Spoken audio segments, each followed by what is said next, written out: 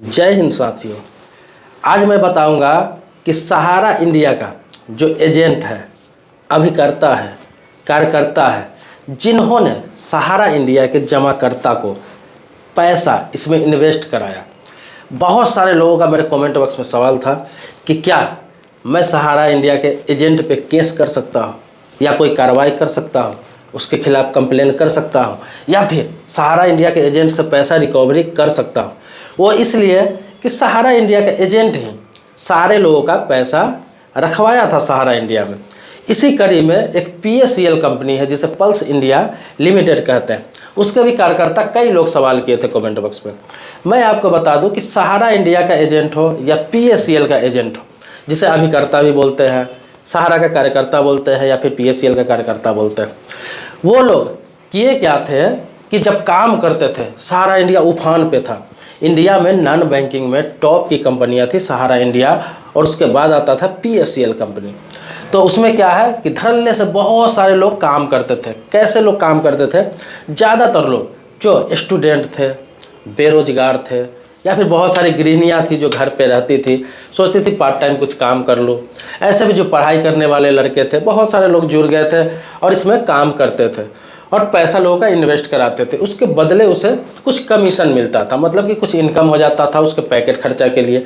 अगर स्टूडेंट है तो पॉकेट खर्चा के लिए हो जाता था, गृहिणी है तो पॉकेट खर्चा के लिए हो जाता था इनकम। और जो लोग फुल टाइम काम करते थे, जो कार्यकर्ता अभिकर्ता एजेंट के रूप में काम करते थे फुल टाइम, वो भी अच्छा खासा अर्न कर लेते थे, अच्छा खासा कमाई हो जाता था।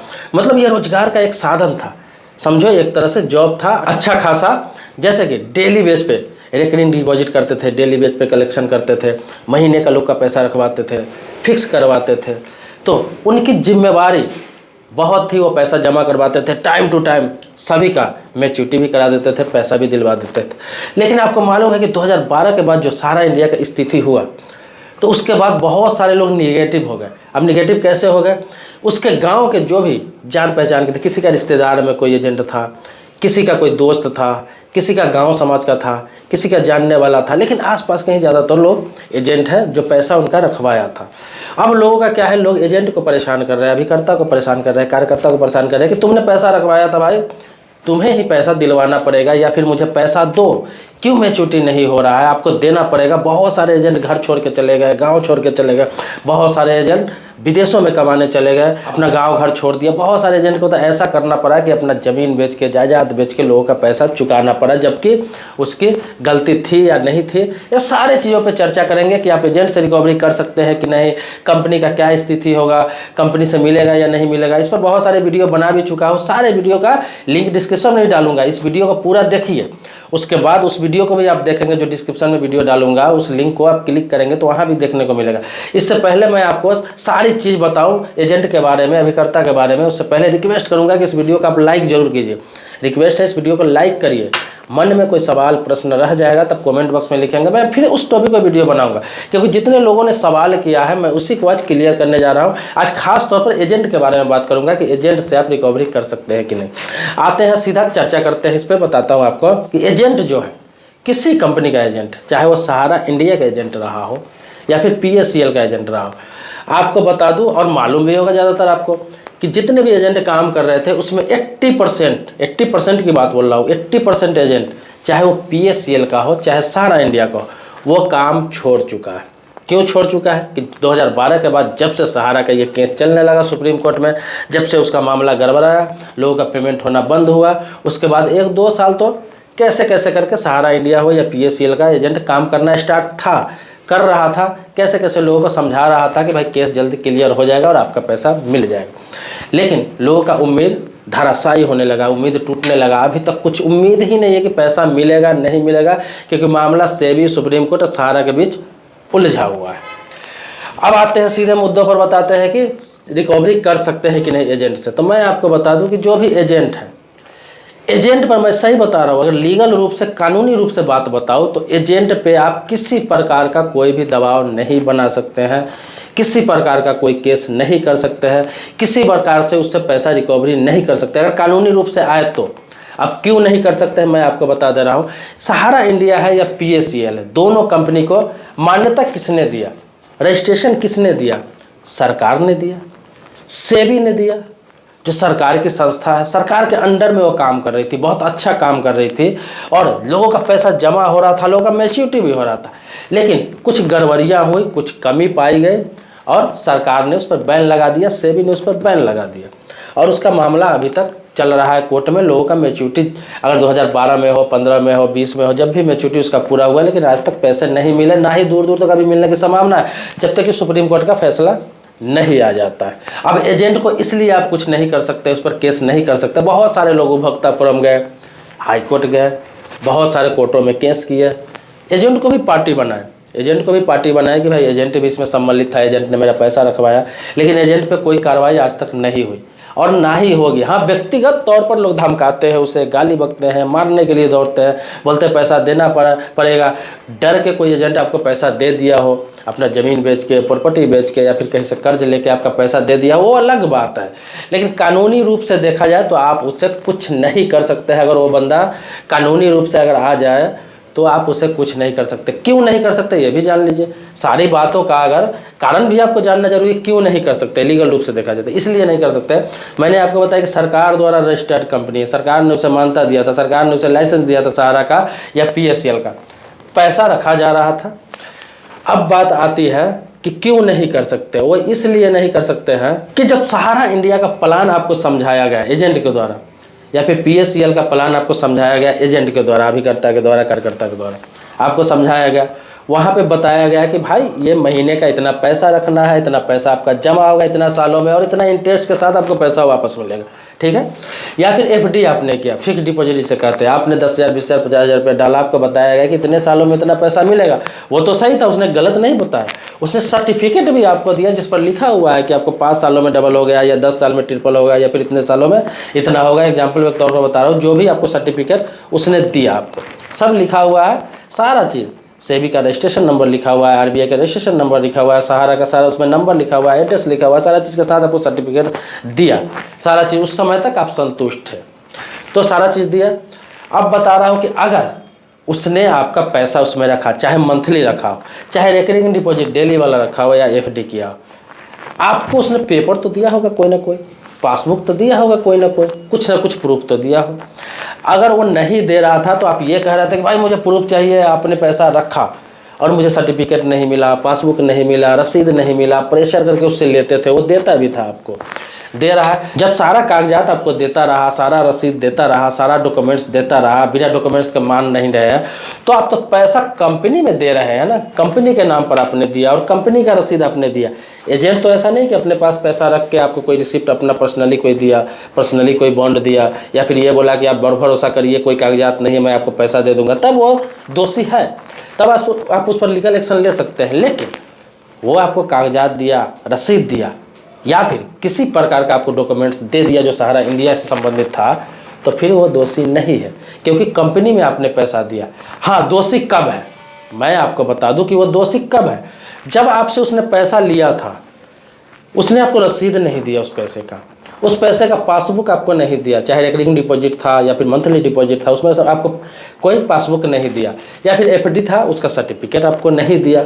आज तक आपको पता नहीं चला कि सहारा में पैसा दिया हुआ है, मैंने जमा किया और कोई डॉक्यूमेंट्स मेरे को नहीं मिला, तो फिर आप लीगल एक्शन ले सकते हैं एजेंट पे कि इसने पैसा लिया, मुझे कोई डॉक्यूमेंट्स नहीं किया, इसने सहारा के साथ भी फ्रॉड किया, मेरे साथ भी फ्रॉड किया, तो दोषी है।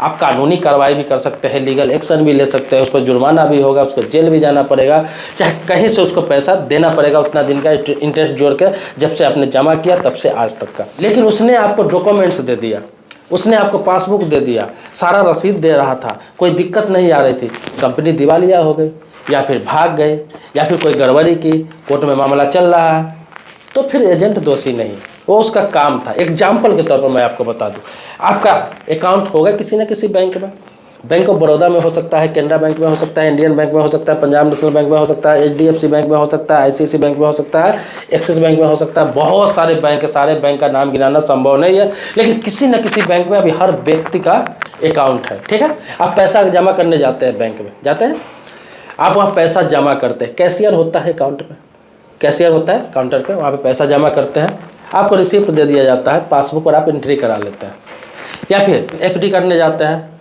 FD करा लेते हैं, वहाँ से आपको पेपर मिल जाता है, आप घर आ जाते हैं, वहाँ का स्टाफ काम करता है, वो आपको पेपर देता है या फिर सर्टिफिकेट देता है या फिर किसी प्रकार का डॉक्यूमेंट देता है, पैसा रखते हैं, आपके अकाउंट में पैसा चला जाता है। आपने देखा होगा बहुत सारे बैंक हाल ही में दिवालिया हुआ है। मान लिया कि आपका जिस बैंक में अकाउंट है वो दिवालिया हो जाता है, डूब जाता है या फिर किसी प्रकार का कोई समस्या आ जाता है, क्या आप जाएंगे बोलेंगे मैनेजर का कि मैंने आपके यहाँ पैसा रखा था, मुझे पैसा दे दीजिए? आप बोलेंगे कैशियर को कि मैंने आपके यहाँ पैसा रखा था, आप यहाँ पे दे दीजिए? या फिर कोई स्टाफ से आप उलझ सकते हैं कि आपका यहाँ मैंने पैसा रखा था, आपको देना पड़ेगा, पर्टिकुलर आपको देना पड़ेगा, बैंक से मुझे कुछ लेना देना नहीं? नहीं कहेंगे, नहीं कह सकते। आपके मुंह से यही शब्द निकलेगा, बैंक था, बहुत बड़ा बैंक है, वो डूब गई या भाग गई, मुझे पैसा निकालना है। प्रोसेस जो भी हो, जो नियम उसके लिए लागू होगा वही नियम सबके लिए लागू होगा। वो बंदा वहाँ पे जॉब कर रहा होता है, काम कर रहा होता है, चाहे एग्जीक्यूटिव के तौर पर, कैशियर के तौर पर, मैनेजर के तौर पर, स्टाफ के तौर पर उसको हायर किया जाता है, वहाँ पे काम कर रहा होता है। इसी प्रकार से एजेंट जो होता है, अभिकर्ता जो होता है, कार्यकर्ता जो होता है, किसी भी कंपनी का हो, चाहे सहारा हो, PSCL हो, इसके अलावा जितने भी चिट फंड कंपनी कोई भी कंपनी का हो, वो वहाँ काम कर रहा होता है। उसके बदले उसे कमीशन मिलता है, सिर्फ कमीशन। वो कमीशन इसलिए नहीं मिलता है कि आप वहाँ पे पैसा रख रहे हैं, आपके पैसा से उसको कमीशन मिलेगा, ज़िंदगी चलेगा। वो इसलिए कमीशन मिलता है कि वो मेहनत करता है, वो लोगों के पास जाता है, प्लान समझाता है, उसका पैसा वहाँ डलवाता है, उसके बदले उसको कमीशन मिलता है। अब जो भी कमीशन हो, 5% हो, 10% हो, 15% हो, एक मुश्त कमीशन मिलता है, उससे उसका घर चलता है, सब कुछ चलता है। वो मेहनत करता है, आपका पैसा लिया, ब्रांच में गया, वहाँ पे रसीद कटवाया, फॉर्म भरा, सारा प्रोसेस करता है, आपको लाकर वहाँ से रसीद देता है, फिर कुछ दिन बाद सर्टिफिकेट आता है, फिर वहाँ से लाकर आपको सर्टिफिकेट देता है। इसके लिए उसको कमीशन मिलता है। इसके लिए नहीं मिलता है कि आपने उसे पैसा दिया, वो पैसा वो लेकर चला गया, उस पैसे से उसने कुछ काम किया, इसके लिए कमीशन नहीं मिलता। वो पैसा उसके हाथ में लगता भी नहीं, जैसे आप देते हो वहाँ पे जमा कर देता। मैंने कहा दोषी कब है? जब वो आपको रसीद नहीं दिया, पासबुक नहीं दिया या फिर सर्टिफिकेट नहीं दिया तो दोषी। दे दिया फिर वो दोषी नहीं है। वो जॉब कर रहा था, काम कर रहा था, उसका वो काम था एजेंट के तौर पर, इसके अलावा उसका कोई भी जिम्मेवारी नहीं है। इसलिए एजेंट पर आप किसी प्रकार का लीगल एक्शन नहीं ले सकते, इस बात को समझिए। बहुत सारे लोग कमेंट बॉक्स में लिख रहे हैं क्या लीगल एक्शन ले सकते हैं, एजेंट के साथ ये कर देंगे, वो कर देंगे, कुछ भी कर देंगे, एजेंट को देना पड़ेगा, एजेंट ने मुझे गलत समझाया, ये समझाया, वो समझाया, बहुत सारी की बात करते हैं। भाई साहब सारी चीज़ आपको समझाया, आपका भी उसमें कुछ स्वार्थ रहा होगा। मैं ये नहीं कि आपको किसी को ये कर रहा हूँ, जो नियम है, कानून है, वो बता रहा हूँ, आपको सबके लिए बता रहा हूँ।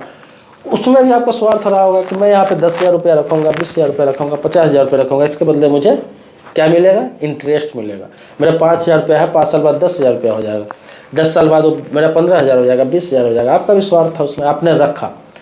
और एजेंट थोड़ी चाहेगा कि मेरा बैंक डूब जाए, मेरी कंपनी डूब जाए, लोग मुझे मारे, मुझे खेटे, मुझे पकड़े, मुझसे पैसा मांगे। एजेंट जानबूझ के थोड़ी आपको रखा है। हाँ, उसको पता होता कि हाँ बिना लाइसेंस की कंपनी है, इसको सरकार से कुछ लेना देना नहीं है, इसको RBI से कुछ लेना देना नहीं है, इसको किसी भी प्रकार का लाइसेंस प्राप्त नहीं है, फर्जी कंपनी है, और जानबूझ के सिर्फ पैसे के लालच में आपका पैसा वहाँ डलवा दिया है तो दोषी है। लेकिन यहाँ तो सरकार नहीं मानता दिया है, RBI नहीं मानता दिया है, सेबी नहीं मानता दिया है, और सारे सर्टिफिकेट सहारा के पास लड़ रही है, एकदम लड़ रही है, मतलब डट के लड़ रही है सहारा सेबी से, सुप्रीम कोर्ट से, तो लड़ ही रही है, सारा अपना पक्ष रख रही है, सब कुछ रख रही है। एजेंट का क्या दोष? एजेंट का कोई दोष नहीं है। तो मैं ये क्लियर करना चाह रहा हूँ, एजेंट बेचारे का कोई दोष नहीं है, उसने कुछ नहीं किया, वो काम कर रहा था, जॉब कर रहा था, वो क्या कर सकता है? क्या कर सकता है आप बताइए? उसकी जगह अगर आप होते तो क्या करते? मैं तो एग्जाम्पल भी दिया कि बैंक में आप जॉब कर रहे हैं, कुछ कर रहे हैं, आपके घर के कोई लोग कर रहे होंगे, चाहे कहीं भी काम कर रहे हैं, किसी दुकान में काम कर रहे हैं। एग्जाम्पल एक और छोटा सा दे देता हूँ, आप समझदार हैं, समझ जाएंगे इस बात को। जैसे कोई कपड़ा के दुकान में कोई व्यक्ति काम करता है, गरीब हो, मजदूर हो, कोई भी हो, पढ़ा लिखा लोग भी करते हैं, कर रहे हैं। आप वहाँ से कपड़े खरीद के लाए, सेल्समैन होता है, आपको कपड़े दिखाता है कि भैया ये कपड़ा बहुत बढ़िया है, इसको आप ले लीजिए, बढ़िया होता है भी, आपको दिखा दिया। दुकानदार से आपने 1,000, 2,000, 3 में साड़ी ले लिया, शर्ट ले लिया, कुछ भी ले लिया, कोई कपड़ा ले लिया, आप लेकर आए, लेकर आ गए, पैसे उसके बदले दिए। उसको क्या मिल रहा है? जो सेल्समैन काम कर रहा है उसको सैलरी मिल रहा है, सिर्फ सैलरी मिल रहा है। उसका जो प्रोडक्ट था वो आपको समझा दिया, बता दिया, सब कुछ आप लेकर गए। आप 2 महीने, 3 महीने, 4 महीने कपड़ा पहने, फट गया। आपको जो बताया गया उस हिसाब से वो कपड़ा नहीं निकला, या फिर निकला भी लेकिन आपको नहीं जचा, आपको अच्छा नहीं लगा। कल होके गारंटी भी था कि 6 महीना, 5 महीना या 4 महीना में चेंज करना है, गारंटी भी आपको मिला था। लेकिन दुकान किसी कारण से चला नहीं, बंद हो गया, दुकान डूब गए, उसको नुकसान हो गया, उसने दुकान बंद कर दिया। क्या करेंगे आप? दुकानदार के छोड़ के जो दुकान में काम कर रहे हैं उसको पकड़ के बोलेंगे कि भाई ये कपड़े ले लो, मुझे पैसे वापस कर दो? नहीं कह सकते आप। वो तो जॉब कर रहा है, 2,000, 3,000, 5,000, 10,000, 15,000, 20,000 में एक जॉब कर रहा है, जो मालिक था वो प्रोडक्ट कहाँ से लाया, कैसा लाया, उसको जो बताएगा वो जॉब कर रहा है, उसने उस कंपनी का रूल को फॉलो किया, जो टर्म कंडीशन था उसको फॉलो किया, जो उसे बताया गया उसने उस बात को आपको बताया, जो बिल्कुल सही भी था, गलत नहीं था। लेकिन किसी कारणवश कुछ फॉल्ट हो गया तो आप सेल्समैन को नहीं पकड़ सकते, दुकानदार को शिकायत करेंगे, दुकान रहेगा तो दुकान का कंप्लेन करेंगे, सेल्समैन को कुछ नहीं कर सकते आप। तो इसी तरह से कंपनियां होती है, इसके लिए रूल रेगुलेशन सब कुछ बना हुआ है, कानून बना हुआ है। एजेंट को आप एजेंट पे केस भी कर देते हैं। मैं आपको बता दूं, किसी कारण से आपको लगता है कि व्यक्तिगत भी दुश्मनी निकालना है, आप केस भी कर दीजिए, एजेंट पे, अभिकर्ता पे, कार्यकर्ता पे केस कर दीजिए। मैं आपको गारंटी के साथ बता रहा हूँ, आप उसका कुछ नहीं कर सकते। एजेंट का कोई भी, आप केस चलता रहेगा, भले वो परेशान हो जाएगा, आप उसे तकलीफ दे सकते हैं, परेशान कर सकते हैं, व्यक्तिगत दुश्मनी किसी प्रकार का निकाल सकते हैं। अगर उसने सारा रसीद दिए हुआ है, सर्टिफिकेट दिए हुआ है, सारा डॉक्यूमेंट्स दे दिया हुआ है, फिर भी आप उस पर केस कर रहे हैं, तो उसको परेशान कर सकते हैं, उसका मानसिक संतुलन खराब कर सकते हैं, मानसिक डिस्टर्ब उसको कर सकते हैं, लेकिन पैसा रिकवरी नहीं कर सकते। कोर्ट कभी भी आदेश नहीं देगी कि एजेंट को पैसा देना। अगर उसने पेपर दे दिया है तो हाँ, नहीं दिया होगा, फर्जीवाड़ा आपके साथ किया होगा, धोखा किया होगा, सहारा के नाम पर पैसा उठा के खा गया होगा, PSL के नाम पर पैसा उठा के खा गया होगा, तब आप कुछ कर सकते हैं। तो आप समझ गए होंगे कि कानूनी रूप से आप एजेंट को कुछ नहीं कर सकते, ये लॉ है। बाकी व्यक्तिगत तौर पे आप जो भी उसके साथ कर लीजिए। तो जो भी सवाल आप मुझसे पूछते हैं कमेंट बॉक्स में, किसी भी प्रकार का सवाल हो, मैं जवाब देने का प्रयास करता हूँ। जो लीगल है वो जवाब मैं आपको दे रहा हूँ। ये मत समझिए कि मैं किसी के पक्ष में बोल रहा हूँ, मैं एजेंट के पक्ष में बोल रहा हूँ, कंपनी के पक्ष में बोल रहा हूँ, किसी के पक्ष में बोल रहा हूँ। मैं किसी के पक्ष में नहीं बोल रहा हूँ। मैंने बोला कि कंपनी पे कुछ एक्शन ले सकते हैं, कंपनी पे एक्शन सेबी भी ले रही है, कंपनी पे एक्शन RBI भी ले रही है, कंपनी पे एक्शन सरकार भी ले रही है, और सुब्रत राय जेल भी गए हैं, आपको पता ही। कारण जो भी रहा हो, जेल भी गए हैं, अब मानना के मामले में जेल गए हैं, कुछ दिन जेल में भी रहे हैं, और केस भी चल रहा है। तो ये अब सेबी का, सहारा का और सुप्रीम कोर्ट का मामला है। एजेंट बेचारा क्या करे, तो खुद पीस रहा है, कुछ पैसा जितना कमाया होगा उससे ज़्यादा तो उसका नुकसान हो गया, बदनामी हो गया, सब कुछ हो गया। तो ये कानून बता दिया हो तो आप समझ गए होंगे कि एजेंट का कोई दोष नहीं है, एजेंट पे लीगल एक्शन लेना कोई फ़ायदे का काम नहीं है, कुछ भी आपको हासिल होने का नहीं है, ना पैसा मिलेगा ना कुछ मिलेगा। हाँ, उसको परेशान कर सकते हैं, परेशान हो जाएगा बेचारा, लेकिन ऐसा करने से कोई फ़ायदा नहीं है। मैं आप लोगों से निवेदन करना चाहूँगा, आग्रह करना चाहूँगा कि एजेंट का कोई दोष नहीं है, एजेंट पे कुछ भी ना करें, किसी प्रकार का एक्शन नहीं ले। वो क्या कर सकता है, ये आम कार्यकर्ता था, एक आम मतलब जो बोलते हैं एजेंट था, जैसे काम करता है LIC के एजेंट जैसे काम करते हैं। कल के LIC के साथ कोई कुछ हो जाए, एजेंट क्या कर सकता है, तो काम कर रहा है बेचारा, वहाँ जॉब कर रहा है, जो बातें LIC उनको बताया हुआ है वो बता के वो बीमा कर देते हैं लोगों का।